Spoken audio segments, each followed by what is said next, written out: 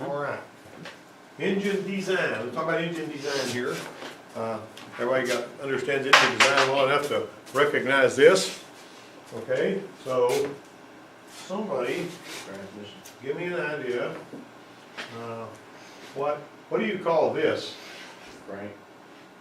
That's a crankshaft, but what do you call that? Piston bearing Piston bearing? on the crank. Yeah, it's on the crank, that polished part of the crank where the That's bearing where the goes. piston rides. It is, I mean, you're right about that, but Rod bearing. what's the right name of it? Drum. There's no bearing right there right now, I mean, it's just basically, Journal. journal is a good name, good name. Who said that? Good worksheet. Did you say that? Yes. Good man, all right, that's good. Okay, so, how many of you guys recognize the valve train? Right there, basically it's got to do with the lobes on the camshaft, push on that push rod, and this rocker arm has got a little bit of an advantage because, see, you got this fulcrum point is closer to the push rod than it is the valve, so you're gonna have more movement over here, but a little less power, but this is pretty powerful down here anyway. All right, and so throttle body, you got the air coming in here, goes in there behind the intake. All right, now right here, this right here may seem sort of remedial, but this is a basic design of what you're gonna have with your crank spinning in here this way. Is this the way that engines typically turn? If you're standing in front of the vehicle, does it turn in that direction? Which way does it turn? It does. And if it's a Corvair and you're standing behind the car, which way does it turn? A Corvair engine turns backwards. Yeah, isn't that crazy? In other words, a Volkswagen engine turns this way, but a Corvair engine turns that way. I don't know why they We're did working on that. one right now at the house. Yeah, Corvairs are peculiar. All right, my dad used to say if he worked on a Corvair, he had to do it with the door closed, because if somebody saw him working on it, they'd bring him a nut and all that. But anyway, your piston going down, and there's your intake valve is open, so you got air and fuel going in here. Exhaust valve. What do you call that particular place during this cycle where both the intake and the exhaust valves are open at the same time? When are the intake and the exhaust valves open at the same time? Who can tell me that? And why are they open at the same time? There is a place during this cycle when they're both open at the same time. Let's see if we can figure that out as we go. Think about that. All right, so you got your spark plug there, intake valve. This is basically like sort of like a Hemi head, but you got your combustion chamber and your piston, you know, going up. All right, that's your compression stroke right there. Both valves are closed. All right, during how many of the strokes are both valves closed? Huh? One? What about the power stroke? Yeah. When the piston's going down on the power stroke. So during two strokes, the valves are closed, right? Okay, so here we got your combustion event taking place. That's your power stroke. This is pushing it down. This is something else I want to tell you. Typically, that fire goes out at about 25 degrees after top dead center, the fire has gone out. And basically what you're doing with a gasoline engine, you're slapping the piston is all you're doing. It doesn't burn all the way down. On a diesel engine, it burns all the way down. On a gas engine, it just slaps it. That's why a diesel engine's got such legendary torque. Because it's like you imagine yourself with a crank and you're trying to do some work. Imagine yourself being able to slap that crank at just the right time. Or you have more power if you were able to pump it, right? You couldn't pull up on it, you'd have to go with momentum on that. But anyway, so you've basically got all of these different, every piston is working its own crank and they're sort of working together, and that's what that thing works like. So, okay, now you've got your exhaust stroke. All right, the piston's coming up. The exhaust valve, when does the exhaust valve open, by the way? Where's the piston at when the exhaust valve begins to open? Now you guys know engines better than this, right? Don't do that, you know. Zane's always looking at his phone hoping to get an answer there, I don't know what's going on over there, but, all right, so, when the exhaust valve opens, where's the piston? Huh? In the middle.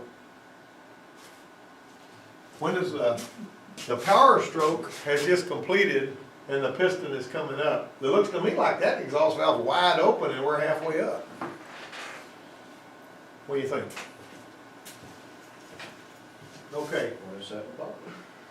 Exactly. Whenever it begins the exhaust stroke, the exhaust valve begins to open. All right. Now, this particular little bunch of graphics didn't show you that, but when you get to the top of the exhaust stroke, right before the exhaust valve closes, the intake valve begins to open, while the exhaust valve is still open. Remember this, and if I come back in a couple of 3 weeks and ask you about this, don't say, oh no, I don't want to hear that junk, okay? Overlap is what they call that. Now, why is that significant? If I'm looking, if I've got my valve cover off, right? And I want to find top dead center on a particular cylinder that's not marked on the balancer. If I go to the companion cylinder, because they go up and down with a companion, they all do. If I don't go to the companion cylinder for number 1, and I get it to the point to where both of the valves are still open, then I'm at top dead center on which stroke?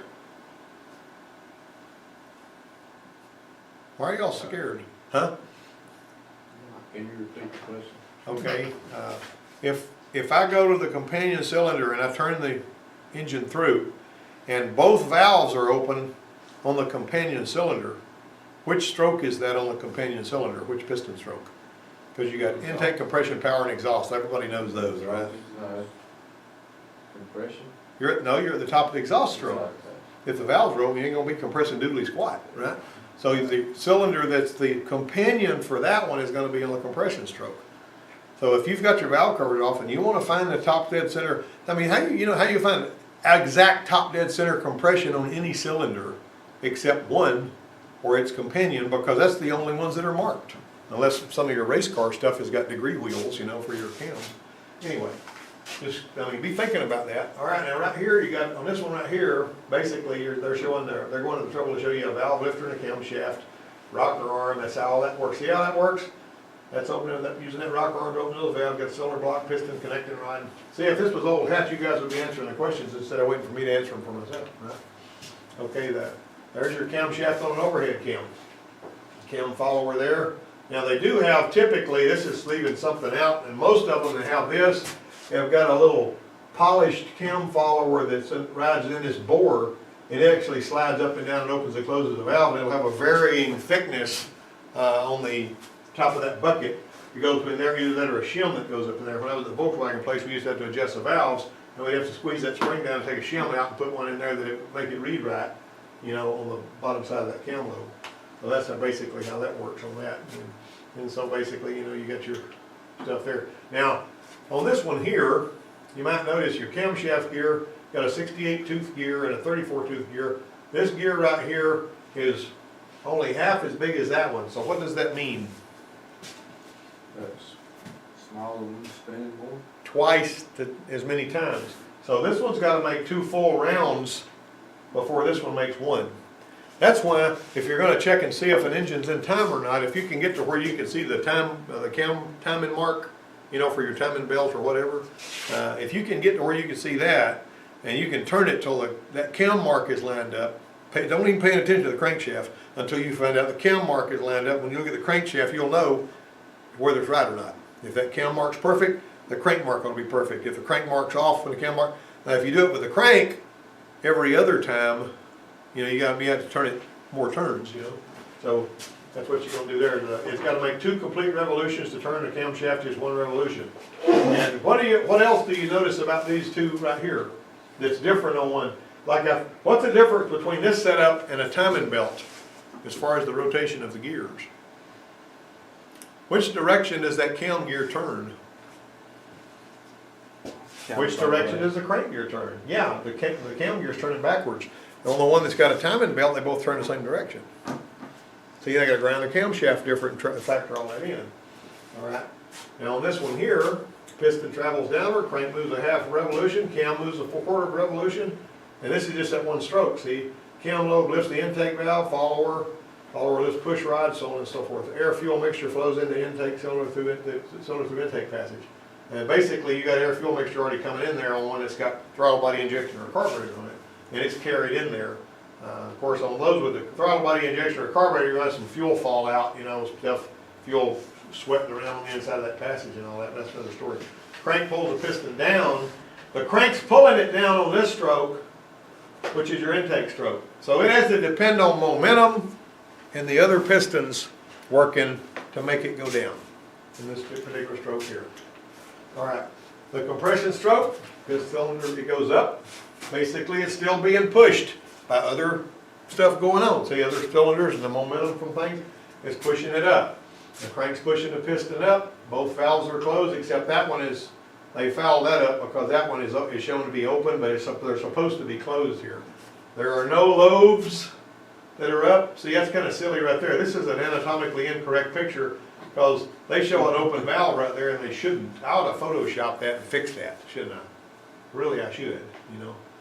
All right. Exhaust stroke. Piston travels upward and the crank moves a half a revolution, so on and so forth. And see, you got an exhaust valve open. See, they didn't even draw the head any different. They're basically just giving you the same picture over and over again. And basically, you're looking at the intake valve. Exhaust valve's open, intake valve's closed, it's pushing it out. No big deal. And your piston keeps on traveling upward. And then you got lean burn combustion, it uses extra air. That basically was your 4-stroke cycle, you know. How many of you can tell it to me in order right now? What is it? Starting with intake, what's next? No, not power's not right after intake. Combustion, power. Intake. Compression. Yeah. Yeah.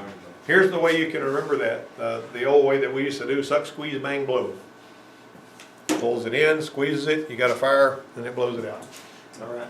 Okay, fast burn, combustion burns at a faster rate. Okay, let me ask you this. What's the difference between premium fuel and regular fuel? Higher octane. That's easy to say, but I mean, what happens? Burns cleaner and burns a lot quicker. Actually, it burns Burns slower. Oh, Did you know that? quicker. Premium fuel burns slower, and because it burns slower, it tends to leave some of unburnt junk on the inside, and it tends to cake up on the cylinder head. If the engine is not set up to run on premium fuel, and you run it on premium fuel, you're not doing yourself any favors, because it causes problems. There are technical service bulletins I can dig up and show you from Chrysler and Ford that says don't use premium fuel if it calls for 87 octane, because the lower your octane goes, the faster the fuel burns. And if your octane gets low enough, you're getting closer to something like dynamite. That smelly gas is really explosive, but a car won't even start a lot of the times because of the combustion qualities are screwed up, and it's got to be balanced. Don't on older cars you gotta add like a lead additive to it? Well, you're supposed to, because their valves and everything are supposed to be coated with lead to make them last and all that. But if you put anything, if you put leaded fuel in a car that's got a catalytic converter, it coats the catalyst and ruins it. And that's why they had to get rid of the lead to start with. Okay, high swirl turbulence as the piston moves downward. Now this basically is talking about the effect of engine design on emissions and performance is what it is. So depending on your combustion chamber, you're going to have different qualities and everything, but you're going to have about any of them, you're going to have this swirling, because you're wanting flame propagation. You're wanting the fire to be homogeneous. What's homogeneous mean? It's the same everywhere. Why do you call milk homogenized milk? Because it doesn't have cream on the top and milk on the bottom, right? You got it? Okay, so you want a homogeneous thing there. Now, when you're talking about gasoline direct injection and you got some stuff in your computer stuff on that, you can actually have a stratified, fuel charge or a homogeneous fuel charge, depending on what, how they want to squirt it in there. Okay, so, but you can't do that with these other kind of fuel systems. Unburned fuel over here, cool surface area. See what I mean with a cold engine? You're going to wind up carboning up a cold engine and sludging up the crankcase if you crank it up, drive it a little way, shut it off before you let it get warm. And that eventually is going to cause carbon problems. When carbon starts to build up in a combustion chamber, what does that do to your compression? Huh? It increases it. And then you're going to have a ping, labor knock, that kind of stuff. All right, so volume at bottom dead center, 694 cc's. Me and Amber were fighting with one of these equations on this thing the other day, or yesterday. And see, 9.5 to 1. You notice they're using the same number that you were seeing in your thing, 9.5, and all that. And so there's your compression ratio there. You're comparing how much air volume is at the bottom. Let me ask you this: if I turn on this 3-liter engine, if I turn that crank, if I'm able to capture all the air that's pumping through it in a bag or a container of some kind, and I turn it 720 degrees, how much air am I going to have in that bag? 3 liters. That's what 3-liter displacement means. That means if you turn the crankshaft 2 turns at 100% volumetric efficiency, that means that you're going to have 3 liters of air. Now, it doesn't have 100% volumetric efficiency, having to pull the air around all these corners because it can't get in there fast enough because of inertia and everything. So your volumetric efficiency can be figured using a VE calculator and your mass airflow and intake air temperature sensor and all that kind of stuff. You can get one of those for your phone, by the way. You can go to your phone, go to the App Store and say VE calculator, and if you got a scan tool where you can look mass airflow and intake air temperature sensor and RPM and all that, it can tell you what your volumetric efficiency is on an engine. If you're really serious about doing this, you'll get used to that.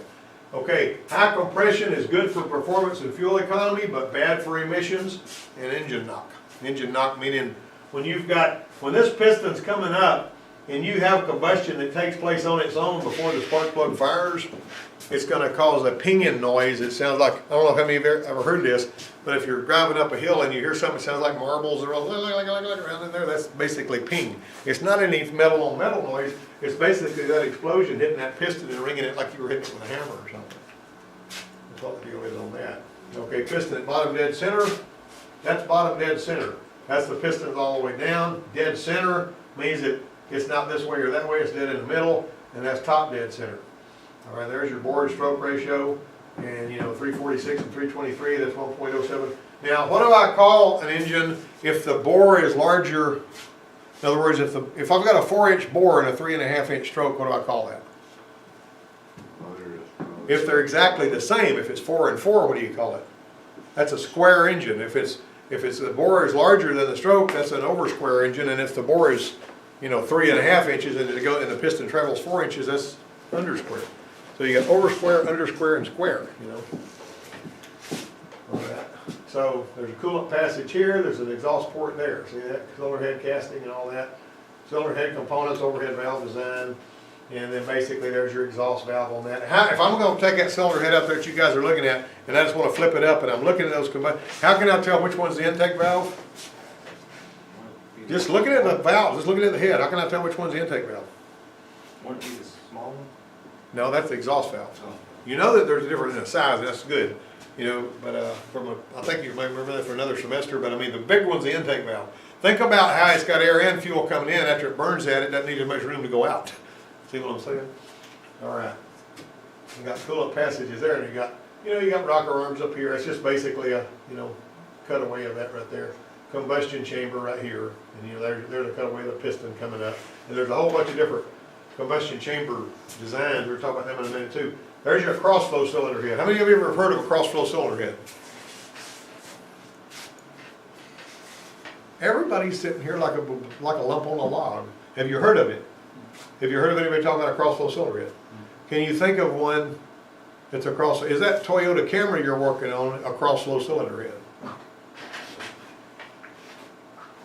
It just comes in one side, not the other. Exactly. Now, can you think of one that's not a cross-flow cylinder head where it comes in and goes out the same side of the head? Who remembers working on the Jeep? I was about to say a straight line. A straight 6. It goes in and it comes out. If the exhaust manifold and the intake manifold on the same side of the head, that's what that's talking about. But a cross-flow is like if it comes in one side and it goes out the other side, like on the Toyota. Like my truck. Yeah, and yeah, see, that's what I'm saying. And all V8s are like that. It's going to come in the top and go out the bottom, so you don't want a V8. And now there's your turbulent squish area. See that? See how that combustion chamber? It's a wedge-shaped combustion chamber. It's squishing it, and a piston going up. All right, so you got an intake valve and an exhaust valve. Got a hemispherical combustion chamber. How many of you talk about a Hemi head? You know what I mean? Any race person knows about a Hemi head. It's a hemispherical combustion chamber. Typically has a spark plug right close to the center of the top. It's a good design. Chrysler used that, and that's made all your vehicles running around now. The Dodge and Chrysler stuff got Hemis in them and all that. Hemispherical combustion chamber, and there's a pent roof combustion chamber, which that looks kind of like a Hemi, but see, it's not as rounded. It's basically like a angle up in here. All right, so you got dual squish areas right here. Some of them got a dip in the piston and all that. You saw them putting these dips in the piston on the ones that were unleaded fuel. We typically have that, and they lower the compression a little bit on that to help with the emissions and all. This on the side, the green that you're going to see is coolant. All right, so you got a stratified charged combustion chamber, and you got a Honda CVCC stratified charge combustion. See, this is basically you're comparing the various different kinds of, the way that things go in. Some of them will have another little valve in there, like some of the, can't remember, Mitsubishi's or something used to have that kind of thing. Those things get all carboned up and it cause trouble. And so, you know, but all, this right here, you know, basically they're showing you what kind they have. Now you got a high swirl and turbulence and air fuel mixture, the piston moves upward. That's what we talked about earlier. You have the exhaust valve closed, your shaded area is masked, the intake valve is open. Let me tell you another little brief thing. Whenever you put a timing chain on one, or I mean a timing belt on one of the things you're supposed to do is turn it 2 rounds and look at the timing marks again. I mean by hand, you know, turn it 2 rounds, make sure everything's okay. And so occasionally you'll run into a situation like this guy that was working on my son's Toyota. That Camry over there, that Camry engine that we work on over there is a free spinner. What that means is even if it jumps time, there's no valves going to hit any pistons. But if you're working on a Mitsubishi or a Kia or any of them little things, or a Hyundai that happens to have a timing belt on it, and you hear the timing belt slapping the cover, you need to be telling the people, look, you need to put a timing belt on here, or you're going to be pulling the head off and doing valves. You know, because it will bend valves. Mitsubishi's will bend valves. A lot of them will. So if you basically are looking at the timing belt instructions in the shop manual and it tells you to put everything in a certain place and be careful not to turn it so you won't damage it, that typically won't be a free spinner. It's not going to tell you this is an interference engine. That's another term they use. Free spinning engine's one that doesn't hit the valves. An interference engine is the one that will. An engine with a timing chain on it, I've never seen one of those that wasn't an interference engine. There was this guy that I knew that was driving a truck that he had had ever since that, way back when, and the timing chain broke on it and it bent all the valves. Which is kind of unusual, but he had 400,000 miles on the truck or something. 4-valve combustion chamber is going to give you more, it's going to have better air on that. Okay? All right, you got a 25% Kent, helps form knock-resistant combustion chamber. Look at that. This is the kind of stuff that engineers have to do. And you really got to be a sharp cookie to make all this stuff work like you want it to. All right, you got a recessed intake valve on that one, and then you got some masking up in there. You know, you can look at all the different designs for this kind of thing. There's a lot more to it than you'd think. You got a swirling flow of air that wanted to go around the valve and go in there to give you more turbulence in there, because that's going to give you better flame propagation. You got your wedge-shaped piston dish there, the squish area. They kind of get in there pretty deep, but you got smaller valves compared to EFI carbureted engines, see? And whenever they had a turbocharged engine years ago, they used to have stainless steel valves on those, so they can handle the heat. Now, how many of you guys have ever done a lot of working with a torch, burning metal and stuff? If you ever have a piece of stainless steel and you think you're going to heat it up cherry red and pull the trigger and burn it off, what you're going to see is when you pull the trigger, it's going to get cool. It doesn't burn off like a regular piece of steel. So basically, if you make something out of stainless steel, you know it's going to get cherry red, and you don't want the oxygen to erode it away. Right? Of course, you got a little squish area right there. See the various different. You ever seen pistons like that? That Escort out there, that little red, green Escort, it's got pistons like this in it. And, all right. So here's, you got your wrist pin. You got a piston body. You got a skirt right here from side to side. Is where you go measure the piston from there to the other side, just like that. And there, what your bearings look like. The cap, and eons gone by, they used to put Babbitt in there, and then they would shave it out and get it just right. They didn't even have bearings like we got now. You got clearances right here, you know, your compression rings, and you got this one here showing 3 compression rings, but the oil control ring looks different from the compression rings, and I got some laying over there. And then basically you got some ignition, and the closer that top ring is to the top of the piston, the less junk you got going on down in here that doesn't burn. See that? You can't burn down in there. So, you know, there you got a dished piston and all that, and you've got a flat top piston and a dish piston here. This one here is going to be slightly better for emissions. This is going to be a higher compression design typically. And that's basically not as good for emissions, but it's better for power, and then you got your squish area there, and a wedged dish, you know, there's a whole bunch of different, as you see this kind of stuff, it'll kind of come thinking. There's a dome piston. You know, your high performance people like to put pistons in there that, you know, that have that dome on there to raise the compression. If you put a dome piston where a flat one was, you're raising your compression, right? You'd have to. You're taking up part of the space in the combustion chamber, just like that carbon I was talking about. All right. higher piston dome for increased surface quench, though, is another reason they do it, because this is emission related. All right, so you got a turbulent squish area in there on a wedge-shaped piston. See, they're doing all this kind of stuff to make you get better, well, some of it's fuel economy, most of it's emissions. All right, and so basically you got a dome dish there, squish head, serial head. I could give you a lot of words on this. These are the different rings. Taper face, reverse twist, torsional twist, scraper. You know, they're gonna react to this going up and down. Keystone, that's obvious reason it's shaped that like that. And this basically is your oil control rings. Some of them will have a little spring in there with a chrome plated cast iron, chrome plated steel rail there and all that. You'll see those whenever you get ready to put some ringing on there. Then you got your cam lobes, your duration. This is how you measure with a mic. If you measure from here to here, and you measure from there to there, and the difference is, that's gonna be the amount of lift, right? That's the amount of lift you got.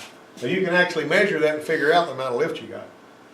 Now, the duration is harder to measure, you know what I mean, as far as that kind of thing, because the duration is gonna be the shape of the lobe, the lift is gonna be how tall the lobe is, so that's a thing. Now, what happens to and you probably know this, if you put if I take my Taurus and I say I'm gonna put a higher performance camshaft in it, what's that gonna change about the way it feels when it's sitting there running? Yeah. Most times it idles it down a little bit and it's rougher. And rough, yeah, it's a blah, blah, blah, blah, blah, blah, you know, it jiggles and shakes. So they tune these things to make them run smooth. Now you'll see an engine like a truck engine that's juiced up a little bit, so it'll have a rougher idle because it's got an aggressive camshaft around it. Now most of your valve lifters now have got a roller down here, and and the ones with a roller, it's got a little flat place on them, and it's got a holder to make sure that the valve doesn't turn around and get the roller sideways and all that kind of stuff. But if you pull these out, what happens if you got a rounded off camshaft lobe? What does it sound like? Anybody know? You ever seen that? Chevrolets used to do it all the time. You crank it up and it sounds like a machine gun firing out the carburetor. You know, that's a camshaft lobe. Me and my daddy put a 350 camshaft in a 305. My sister was driving in a Caprice one time. That thing ran so good, but it sucked gas like, yeah, but it didn't give us 7 miles an hour. But anyway, here we got an overhead camshaft, you know, and they got the little, you know, these right here are pushing directly on that. But if the camshaft is on a cam follower, that little bucket thing I was talking about with the shim on it, it's actually going to be going up and down in a polished chamber. And this is a cutaway of a double overhead cam, which would this is not really true because a dual overhead cam will have 2 camshafts on each head. That's a misnomer whenever they built that slide. And then there you got a valve. Oh, this is a flat head. What does this remind you of? Have you ever seen one where the valves are in the block? You ever seen one? What about a Briggs & Stratton lawnmower engine, one of them older ones? Haven't you taken the head off one of them? You just got a flat head with no parts on it. When you pull the head off, the camshaft's in the block and so are the valves, right? All right. This right here is the push rod thing. It's an in-block cam. We've seen that. We've seen these pictures before. And you got your cam lobe working. That's a sort of a screwball picture because you ought to be looking at, you know, the journal is what the cam spins in, and then the cam lobe is going to be operating the lifter. And basically you got your keepers. When you guys take the valves out of the head over, you know, you got to deal with those keepers. You've done that before, haven't you? All right. So did you know you can take a socket with a magnet up in it and just whack that valve and the keepers will jump off and you can do it that quick? Couldn't keep it back on that way. All right, so you got a valve spring there. That valve spring has got to be straight. And when you pull that valve spring off and you set it on the table, you're supposed to take a square, put it up against to it, make sure that it's 90 degrees and all that. And you got cast iron head valving. Now aluminum head valving, and even on some of these, you're going to see stellite seats in here. And the guys at the machine shop will replace those seats periodically. If they actually can't grind them and make them fit right, they'll actually get those stellite seats out of there and they'll put new ones in there, and then they'll grind them, they'll do their valve job on that. Okay, there's your push rod, your solid lifter. A hydraulic lifter, this is always needing to be down. You actually are basically, for the hydraulic lifter, you're going to have it adjusted so that it's pushed down in here about halfway, and that all provides a cushion. It's like an automatic lash adjuster thing. Okay, you notice the ratio here, you got 1 to 0, you got 1.5. A lot of times you look at those rock arms, you don't even think about that. You just, but that's the way that they're set up, see? You got 1 inch of travel here, you got 1.5 inches of travel there. See what I mean? You're basically, you got a little less power, but you don't need a lot because there's a lot of strength over here. And that's gonna move it farther, give you more of that valve opening and everything. You got a tulip shaped valve, which is 99% of the time, that's what you're gonna